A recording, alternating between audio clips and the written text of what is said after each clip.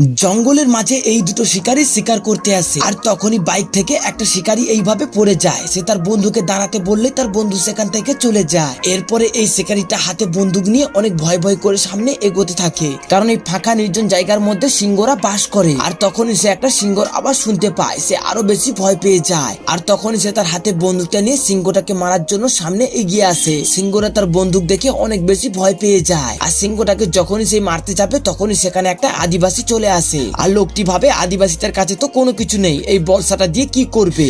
আদিবাসীর বর্ষাটার মধ্যে সে ধরে ফেলে আর তখনই এই আদিবাসীরা তার শক্তির জোর দেখিয়ে এই শিকারীটাকে ছুঁড়ে ফেলে দেয়। শিকারীটা অনেক বেশি রেগে যায় এবং সেও ওই আদিবাসীর কাছ থেকে তার বর্ষাটাকে ছাড়িয়ে নেয় আর সে দৌড়ে দৌড়ে পালাতে শুরু করে। আর এই সুযোগে এই সিংহটা তার উপরে হামলা করতে শুরু করে দেয় আর তখনই এই আদিবাসীটা ওই বর্ষাটাকে হাতে নিয়ে সিংহটাকে অ্যাটাক করে আর এই শিকারীটার জীবন বাঁচিয়ে নেয়। আর তারপর থেকেই এই লোকটা বুঝতে পারে বন্দুক কোনো কাজের নয়।